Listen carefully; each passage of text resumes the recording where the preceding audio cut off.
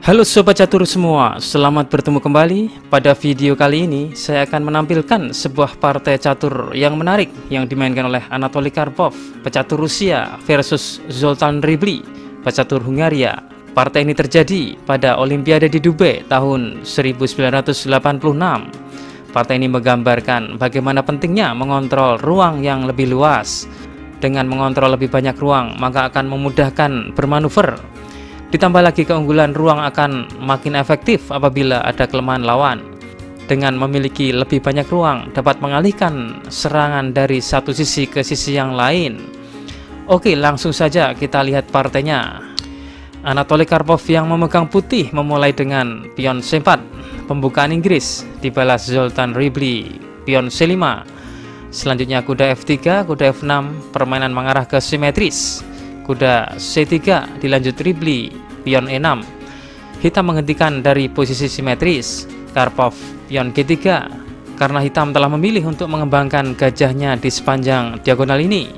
Karpov mengambil kesempatan untuk mengembangkan di diagonal lain. Kemudian di sini Ribli memainkan pion B6. Ini adalah langkah yang logis setelah hitam memainkan langkah E6. Otomatis ini akan menutup perkembangan gajah ini. Jadi jelas petak B7 akan menjadi petak perkembangan untuk gajah ini. Gajah G2 mengancam benteng, tapi ini kemudian datang gajah untuk menantang di diagonal ini. Setelah putih rokade, hitam memainkan dorongan pion D6, membuka petak untuk kudanya.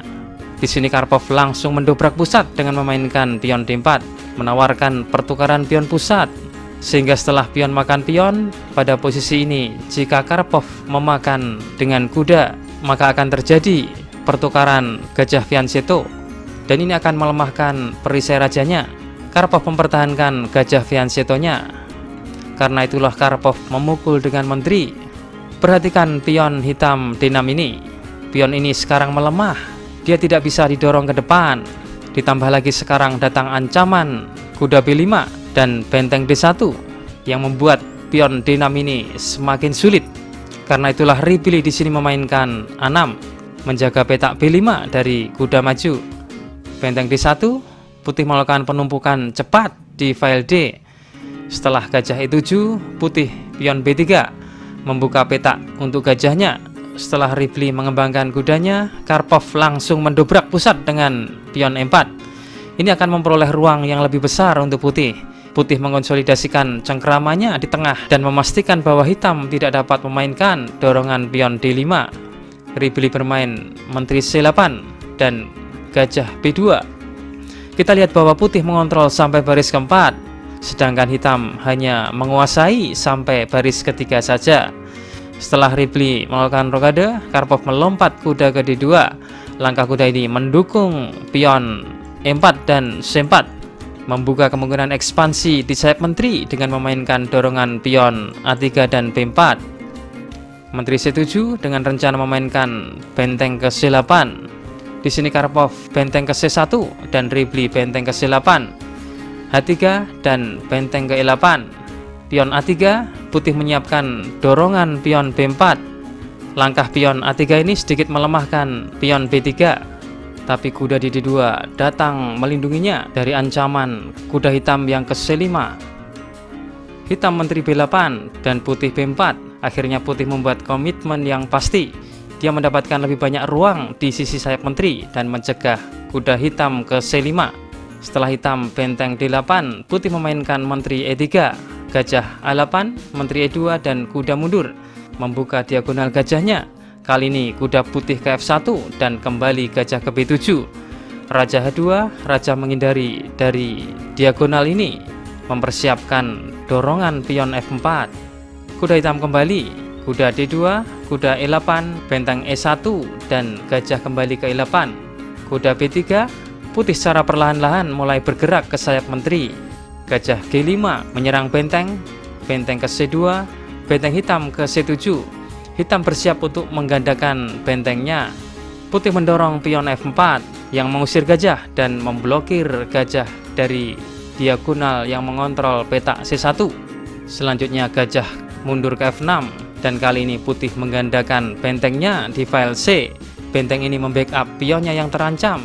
Di posisi ini hitam juga menggandakan bentengnya di file C, menyerang pion sehingga Karpov melindunginya dengan membuka kudanya. Gajah B7 dan Menteri D3. Menteri mengincar pion lemah D6. Dan akibat langkah mundur kuda membuat gajah saling bertatap muka dan hitam memulai pertukaran gajah makan gajah. Kuda mengambil, Menteri A8, kuda D1, dan di posisi ini Ripley memainkan langkah blunder pion A5 yang setelah langkah kesalahan ini posisi hitam menjadi sulit, padahal sebelumnya hitam belum melakukan kesalahan yang signifikan dan sekarang tiba-tiba hitam kehilangan kesabaran dan hasilnya kelemahan serius pada petak B5 akibat majunya pion A5. Segera Karpov memanfaatkan kesalahan Ripley dengan memainkan kuda D4. Kuda bersiap ke petak B5 yang lemah untuk menekan pion lemah D6. Di sini Ripley memainkan benteng D8, mengosongkan petak untuk lari benteng yang akan diserang kuda. Sehingga setelah putih kuda B5 menyerang benteng, benteng mundur. Tapi apakah pion D6 ini gratis?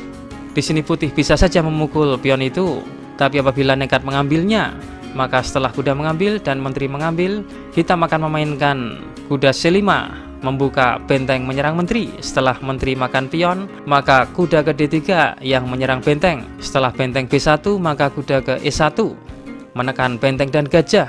Setelah benteng E2, sehingga setelah gajah fianchetto ini hilang, benteng mengambil, maka pion E4 menjadi lemah dan dimakan gajah. Gajah akan menggarpu benteng. Keuntungan untuk hitam.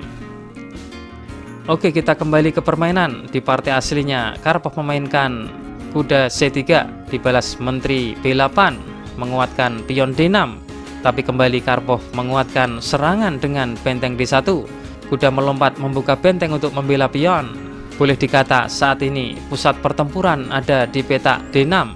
Putih menyerang sebanyak 3 kali dan hitam membela juga 3 kali. Dan sekarang putih kembali menumpuk bentengnya, meningkatkan serangan ke pion D6. H6, menteri E2, gajah A8 dan raja ke G1, gajah C6, raja H2. Ripley mendorong pion E5, tapi Karpov menolak pertukaran dengan pion terus maju. Sekarang putih memiliki rencana pion G4 yang jelas dilanjutkan dengan H4 dan G5, mendorong hitam kembali ke sisi sayap raja. Menteri A8 dan tanpa ragu-ragu putih memainkan dorongan pion G4. Menteri B8, H4. Menteri B7, menteri akan dipindah ke petak E7. Gajah F3, menteri E7, dan inilah petak terbaik untuk menteri hitam. Bertahan mengawal petak G5 atau mengontrol petak B4 dari potensi pertukaran. Putih memainkan raja G3, pion makan pion, pion mengambil. Di sini Ripley memainkan dorongan pion D5, membuka diagonal menteri yang menyerang pion, sehingga setelah pion mengambil, gajah hitam makan kuda, kuda makan, baru menteri mengambil pion. Langkah yang kurang bagus dari hitam. Hitam melupakan pion berbahaya D5 yang akan menjadi pion bebas yang didukung oleh kedua bentengnya. Di sini Karpov melakukan langkah pendobrakan pion G5, membuka sayap raja lawan, sehingga setelah pertukaran pion, kuda yang terancam mundur dan pion D5 yang berbahaya ini akhirnya merangsek maju. Langkah cemerlang dari Karpov. Sekarang pion ini tidak dapat diblokade. Menteri hitam tidak bisa lagi kembali ke sayap raja. Hitam tidak punya waktu untuk melawan pion G5 karena putih mengancam pion D7 yang menggarpu salah satu.